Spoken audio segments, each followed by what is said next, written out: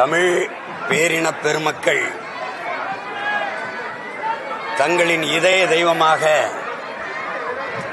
குலதெய்வமாக போற்றி கொண்டாடுகிற எங்களுடைய தாத்தா தெய்வ திருமகன்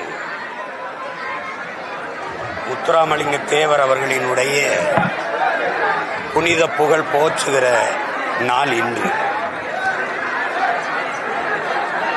அரசியலை வியாபாரமாக்க கூடாது. பதவி என்பது மக்களுக்கு சேவை செய்யத்தான் என்கிற எண்ணம் கொண்டவனிடத்தில் அதிகாரம் இல்லை என்றால் மக்களின் நலன் என்பது கனவாகி போய்விடும் என்று அறிவுறுத்திய அறிவு பேராசான், உண்கிறகை உயர்ந்தது உழைக்கிறகை தாழ்ந்தது என்ற எண்ணம் எவருக்கும் இருக்கக்கூடாது.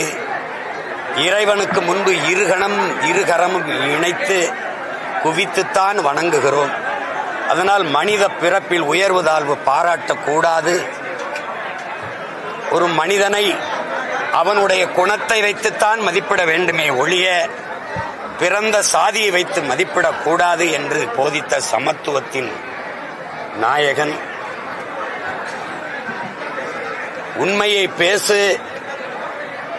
அதை உறக்க பேசு, உறுதியாக பேசு, இறுதி வரை பேசு, நீயே உண்மையான வீரன் என்று முழக்கமிட்ட சத்தியத்தின் மகன், எளிமை, உண்மை, நேர்மை, தூய்மை எல்லாவற்றையும் தன் வாழ்க்கையில் கடைபிடித்த ஒரு மகான். வையத்துள் வாழ்வாங்கு வாழ்பவன் வானுரையும் தெய்வத்தில் வைக்கப்படும் என்று எங்களுடைய மறை வள்ளுவ பெருமகனார் போதித்த அந்த மறைமொழியில் கூறியது போல, ஒரு மனிதன் வாழுகிற போது சிறப்பாக மற்றவர்களுக்கு பயன்படுகிற ஒரு வாழ்க்கையை வாழ்ந்தால் அவன் தெய்வமாகலாம் என்பதற்கு சான்று எங்களுடைய தாத்தா தெய்வ திருமகன் அவர்கள். தன் வாழ்க்கையை அப்படி வாழ்ந்து காட்டிய ஒரு மனித புனிதர். ஒருவனுக்கு பிறப்பு சாதாரணமாக இருக்கலாம், ஆனால் அவன் இறப்பு, அவன் மறைவு சரித்திரமாக இருக்க வேண்டும் என்ற புரட்சி மொழி பொன்மொழிக்கு ஏற்ப எங்களுடைய தாத்தா தெய்வ திருமகன் அவர்கள் வாழ்ந்து காட்டி தன் வாழ்க்கை வரலாற்றை வருங்கால தலைமுறை பிள்ளைகளுக்கு